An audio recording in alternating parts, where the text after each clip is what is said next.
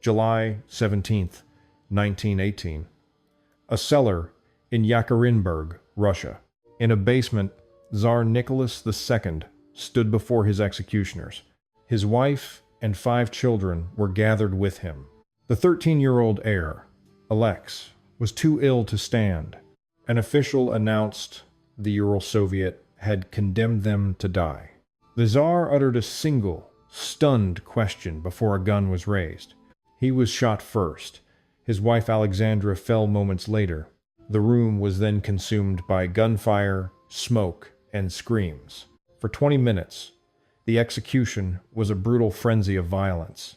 Bullets ricocheted off the daughters, whose corsets hid 18 pounds of jewels. The killers used bayonets to finish the job, ending 304 years of Romanov rule. But the Tsar's immediate family was not the last of the bloodline. Dozens of his relatives remained scattered across the collapsing empire.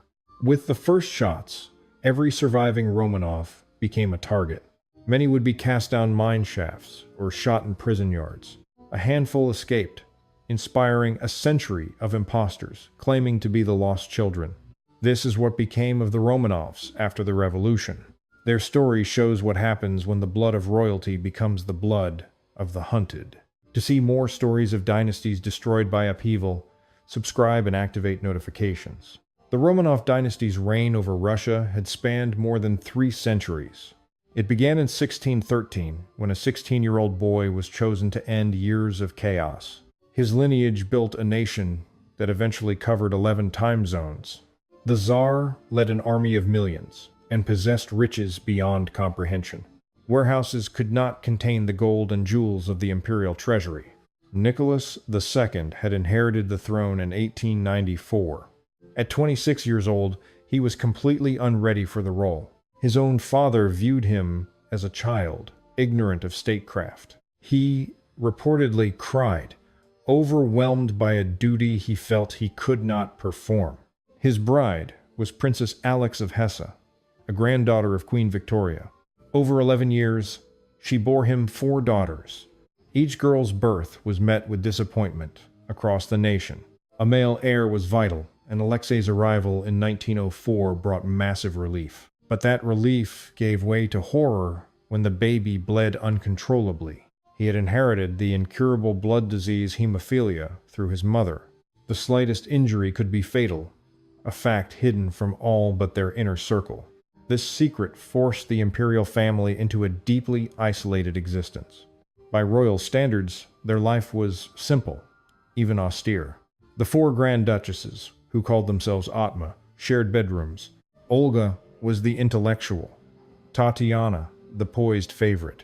Maria was the gentle beauty with enormous blue eyes. Anastasia was the family's tireless and mischievous prankster. As the imperial children grew up, their father's empire was disintegrating. A devastating military loss was followed by the Revolution of 1905. The court remained opulent, while the working class starved. An immense gap separated the peasants' struggles from the nobles' discourse. The entire court felt the chilling presence of Grigori Rasputin, a mystic from Siberia who the empress believed was her son's only hope for a cure. His power within the palace became a national disgrace, fueled by tales of his vulgar, drunken, and lecherous behavior. Yet Alexandra remained devoted, seeing him as the one person capable of halting her son Alexei's terrifying bleeding spells. To soothe his increasingly neurotic and fanatically religious wife, Nicholas simply put up with the man. By 1916, with the empress, certain gods spoke through the peasant healer. Damaging rumors began to fly. People claimed Rasputin ran the government, that the German-born empress was a spy, and that the royal family had descended into madness. A cabal of nobles ended his reign in December 1916, a brutal assassination involving poison, bullets, and finally, the icy waters of the Neva River. But his death changed nothing. Just 2 months on, Petrograd erupted in the February Revolution as enraged workers walked off the job. Troops joined the uprising, and the Duma issued an ultimatum. Nicholas had to give up the throne. On March 15, 1917, inside a train car at Pskov, Russia's final Tsar signed away his crown and his son's future, naming his brother Michael to succeed him. But when Michael refused the poisoned chalice, the 300-year-old dynasty simply ceased to exist. The Romanovs anticipated a life in exile. Nicholas himself dreamed of a quiet retirement tending gardens in Crimea. An initial offer of asylum from Britain was rescinded by King George V, Nicholas's own cousin and near twin, who pulled back the welcome mat. The king worried that offering refuge to the disgraced Tsar might ignite a similar revolt on British soil. And so, the Romanovs remained in Russia, captives of the very uprising they had been powerless to stop. Their sheltered existence, however, had a deadly flaw. The Romanovs were more than a family. They were a symbol. While any of them drew breath, they represented a potent symbol for anyone hoping to overturn the new order. This was a danger the Bolsheviks, having taken control in November 1917, understood all too well. During the spring and summer of 1918, their captors moved them ever deeper into Russia's heartland, snuffing out any chance of rescue.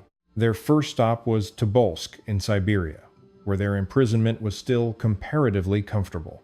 But in April, Nicholas, Alexandra, and their daughter Maria were relocated to Yekaterinburg, a Bolshevik fortress deep in the Ural Mountains. Once Alexei was well enough to travel after another bleeding spell, the rest of the children followed, enduring a train ride that left the girls deeply shaken. There were horrifying reports that the guards had assaulted them during the trip. Yekaterinburg was a world away from Tobolsk. The Ipatiev house was ominously renamed the House of Special Purpose, and a tall wooden stockade was quickly erected to conceal it. Its windows were painted over, sealing them off from the world, while guards subjected the family to constant, unnerving surveillance. They were forced to share a single lavatory, with guards escorting them even for that, and the meager food they received was often spoiled. The Grand Duchesses, who had known a life of ultimate luxury, were reduced to washing their own clothes and assisting in the kitchen as a brutal civil war consumed Russia. Meanwhile, white armies, fighting to restore the monarchy, were closing in on Yekaterinburg. With Allied-backed Czech troops also advancing, Lenin's government in Moscow weighed its grim options. They could relocate the family and risk their rescue on the road. They could stage a public trial and risk turning Nicholas into a martyr. Or they could solve the Romanov problem permanently. The order came in mid-July. The Ural Soviet was given the go-ahead to carry out the Tsar's execution. But the local commanders took it further, resolving to eliminate them all, not only Nicholas, but his wife, their 5 children, and 4 loyal attendants. On the evening of July 16th, the family shared their last meal, offered their nightly prayers, and retired to their rooms. They were completely unaware that the young kitchen boy, Alexei's playmate, had been sent away to spare him from the horror about to unfold. Sometime past midnight, the commandant, Yakov Yurovsky, roused them with a lie. They had to be moved immediately, as fighting was now engulfing the city. He instructed them to get dressed and proceed to the basement, with Nicholas carrying the frail Alexei. At Alexandra's request for seating for herself and her weak son, 2 chairs were produced, and the family unconsciously assembled as if for a final portrait. Then the death squad filed in. What was meant to be a swift execution descended into a 20-minute nightmare. The small basement room choked with so much gunpowder smoke that the assassins lost sight of their targets. Astonishingly, bullets ricocheted off corsets, secretly lined with jewels, and Alexei appeared to be clad in an impenetrable vest of diamonds. The killers were forced to use bayonets in the butts of their rifles to finish the children, while Alexandra fell as she tried to make the sign of the cross. Nicholas was the first to die, cut down by a volley of shots, before he could even process the chaos erupting around him. When it was over, the room and the executioners were drenched in blood. The bodies were hauled onto a truck and taken deep into the woods. There, their assailants stripped them of their remaining clothes, burned the garments, and cast their remains into an abandoned mine shaft. The makeshift grave was too shallow, so they exhumed the bodies, used acid to conceal their identities, and hid 9 under a railway track. 2 more were cremated, their ashes buried elsewhere to mislead any search. Yet that cellar massacre was merely the prelude. The Bolsheviks had more Romanovs on their list. Grand Duke Michael was actually the first to be killed. He was the Tsar's younger brother, named as successor during the abdication. His murder took place near Perm on June 13, 1918, over a month before the others. Under Bolshevik surveillance, he had been living quietly at a hotel with his secretary, an Englishman. 5 armed men took them after midnight, driving them into a forest under a false pretext. When the carriages halted, Michael was shot while walking towards a supposed rail line. The assassin's gun initially misfired, and he rushed to his dying secretary, pleading for a final goodbye. More shots followed around 2 in the morning. Michael was 39, his friend was 40. Their remains have never been located. The day after the Yekaterinburg slaughter, more Romanovs perished in a mining town, a group led by Grand Duchess Elizabeth. She was Alexandra's elder sister, who had embraced Russian Orthodoxy upon her marriage. Her own husband, Grand Duke Sergei, had been killed by an assassin's bomb in 1905. Elizabeth herself had collected the fragmented remains of his body from the blood-stained snow. She later visited the killer to offer forgiveness before selling her jewels to found a convent. She became an abbess devoted to the sick and poor, trading her crown for a nun's habit. The Bolsheviks arrested her regardless, holding her with 5 other Romanovs. Among them were Grand Duke Sergei, aged 59, and Prince Yoann, who was 32. Prince Igor was 24, while Prince Vladimir was a mere 21. On July 18th, soldiers falsely told the group they were being relocated for their own safety. Their actual destination was a deserted mine shaft. One who resisted was shot. The others were clubbed and hurled alive into the 60-foot shaft. When noises persisted from below, the soldiers dropped grenades, yet the sounds did not cease. Some of the victims clung to life in the darkness for hours, maybe even days. Months later, rescuers discovered Elizabeth had used her own habit to bandage another prince's wounds. Locals reported hearing hymns rising from the shaft long after the killers departed. Her body was found miraculously preserved, which many considered a divine sign. Her remains were taken on a long journey to Jerusalem, where they now rest. Canonized as a saint, her death did not stop the bloodshed, which pushed into 1919. On January 28th, 4 more Grand Dukes were executed by firing squad at a Petrograd fortress. One was the Tsar's ailing 58-year-old uncle, Grand Duke Paul. Another, Grand Duke Dmitri, also 58, was a noted patron of the arts. A respected historian and a numismatics expert were among the other victims. All 4 were first cousins, grandsons of Tsar Nicholas I. They were led to a freshly dug ditch in the courtyard where the executioners stood ready. A request for a last cigarette was reportedly denied. Stripped of their outer clothes in the freezing night, they were executed moments later. In total, 18 Romanovs were murdered, their bodies tossed into a common grave. Yet for every Romanov who perished, more than 2 managed to escape. Of the 65 imperial family members alive in 1917, 47 found safety abroad. The most dramatic escape was in April 1919, when a British warship rescued the Dowager Empress. She was the Tsar's 71-year-old mother and sister to Britain's Queen Alexandra. A British warship finally compelled a reluctant Dowager Empress Maria to flee Russia, but only after she insisted it evacuate every other refugee as well. She steadfastly refused to believe her son and his family were gone. For the rest of her life, Maria would cling to this desperate hope. She departed with a small contingent of surviving Romanovs and other nobles. As they sailed away, the last sound she heard on Russian soil was soldiers singing the imperial anthem. Others, like her daughter Xenia and Prince Felix Yusupov Rasputin's killer, escaped with smuggled jewels to fund their new lives. Yusupov would later sell off priceless art to survive. Maria, born a Danish princess, returned to her homeland as a refugee. She lived on a pension from King George V, never parting with her own jewels. Until her death on October 13, 1928. She refused to acknowledge the executions and awaited her son's impossible return. In stark contrast, Nicholas's youngest sister, Olga, chose to remain in Russia with her commoner husband. After a harrowing escape through the countryside, during which she gave birth in a farmhouse, they finally reached Denmark in 1920. The family later immigrated to Canada after the Second World War. Olga shed all royal pretense, living quietly in a small house near Toronto and supporting herself by selling her paintings until her death in 1960.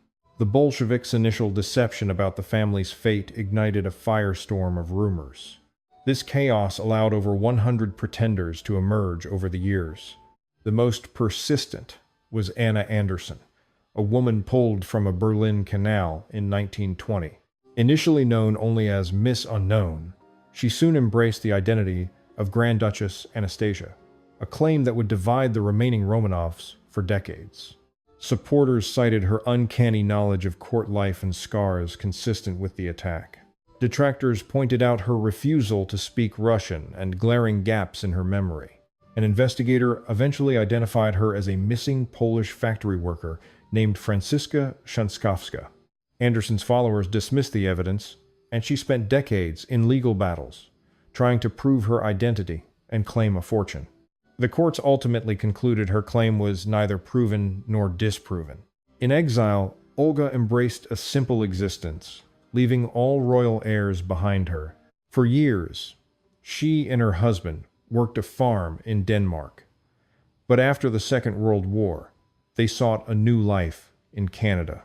She supported herself by selling her paintings, living quietly in a small house near Toronto until her death in 1960.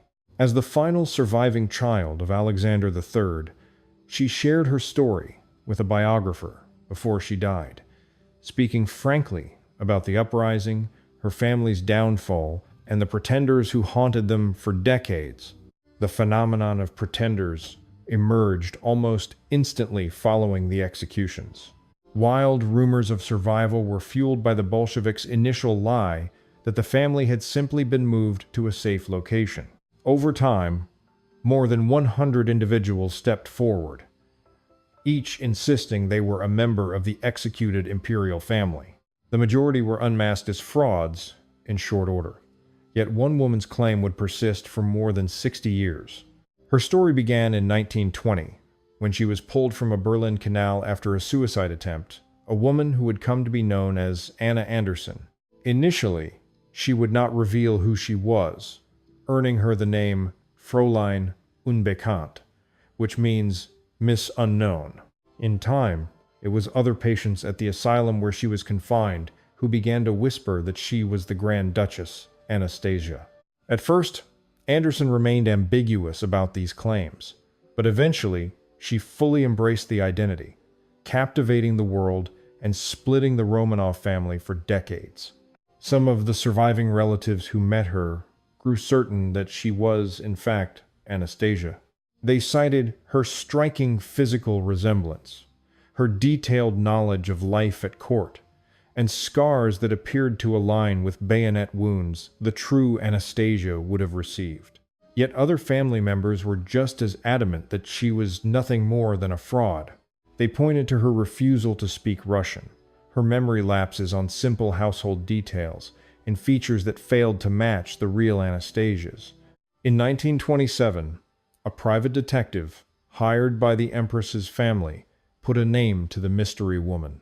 He identified her as Franziska Szankowska, a Polish factory employee who had vanished after being injured in an explosion and subsequently deemed insane. Tellingly, Szankowska had vanished from Berlin not long before Anderson suddenly emerged. Anderson's supporters, however, completely disregarded this evidence. Anderson's legal fight for recognition and access to a supposed Romanov fortune in European banks would span several decades. Ultimately, the German courts delivered an ambiguous verdict. Her identity was neither proven nor disproven. After marrying an American professor in 1968, she lived in filth until her death from pneumonia on February 12, 1984. The real truth was buried in a grave outside Yekaterinburg, finally excavated in 1991. Bone samples proved the remains were Nicholas, Alexandra, and 3 of their girls. By 1994, genetic testing confirmed Anna Anderson was in no way related to the imperial family. Her mitochondrial DNA instead linked her to a great-nephew of a Polish woman named Franziska Szankowska. The famous claimant was nothing more than a disturbed factory worker. In 2007, the last 2 bodies were discovered nearby. DNA tests established they were Alexei and his sister, most likely Maria. The entire family was finally accounted for. Every child murdered in that cellar had been located. There were no escapees. There never had been one. The Romanovs were reinterred with full state honors in 1998 at the traditional burial site of the Tsars. St. Petersburg's Peter and Paul Cathedral became their final resting place. President Boris Yeltsin attended, calling the murders one of Russian history's most disgraceful chapters. In the year 2000, the Russian Orthodox Church sainted the family as passion bearers for their humility in the face of death. Today, roughly 30 descendants from the extended Romanov line are spread across the globe. These relatives descend from Nicholas II's cousins, as his own immediate family was completely annihilated. They've built lives in Europe, the United States, and even Australia. While some led ordinary lives, others stay connected to aristocratic circles, debating who would be Tsar if the monarchy returned. Grand Duchess Maria Vladimirovna, born in 1953 and residing in Spain, asserts she is the true heir. She is the great-great-granddaughter of Alexander II and child of the Grand Duke who proclaimed himself head of the house. That declaration came from Vladimir Kirillovich back in 1938. Maria has named her own son, Grand Duke George Mikhailovich, as her successor. Yet, many other Romanovs reject her claim, citing marriage rules set by Emperor Paul I that her family broke. The Romanov Family Association, representing most of the descendants, has its own candidate in mind. So the arguments continue over a crown that is nothing but a memory, a privilege the murdered children never had. Olga was 22, Tatiana was 21, and Maria was only 19. Anastasia had just turned 17, while the heir, Alexei, was just 13, 2 weeks shy of 14. They spent their last months captive, doing chores and trying to stay hopeful while surrounded by enemies. They were led to their deaths under the impression they were simply being moved again. They died unaware that their own family had abandoned them, and that the world had all but forgotten their plight. The cellar in the Ipatiev house was destroyed in 1977, ordered by the local party chief. That man was Boris Yeltsin, who, as Russia's future president, would preside over the reburial of the very people whose death site he had erased. A church now stands on the spot where the House of Horrors once was. Known as the Church on Blood, it draws pilgrims who light candles for the family that perished there. They offer prayers for the souls of children who were never allowed to grow up, ending a dynasty of 304 years. The Romanovs founded St. Petersburg and defeated Napoleon, stretching their empire across a vast continent. But they also ruled through oppression, crushing any dissent and clinging to absolute power. While other nations modernized, Nicholas II wasn't a monster, but he was an incompetent Tsar who valued his family over his nation. His stubborn refusal to abdicate sooner or accept exile could have saved his children. Instead, his pride marched them all down into that basement. The father's sins fell upon his children, whose only crime was their royal birth at the worst possible time. Anastasia's playful spirit couldn't save her, nor could Alexei's courage against his constant illness protect him. The diamonds the girls sewed into their corsets for a life in exile only made their deaths worse as bullets glanced off them. Ultimately, they were killed not for their actions, but for the idea they represented. They were living symbols, and the revolution demanded that such symbols be utterly destroyed. This fascination with fallen monarchs goes far beyond Russia's last imperial family. Many royal houses across Europe were toppled by war and revolution, with some meeting ends just as brutal, while others simply vanished into history. This is a timeless story, one that plays out again and again through centuries and across continents, from the opulence of Versailles to the courts of Vienna. And if you're curious about what happened to Queen Victoria's family, whose bloodline connected them to nearly every royal house in Europe, including the Romanovs themselves, watch that video next.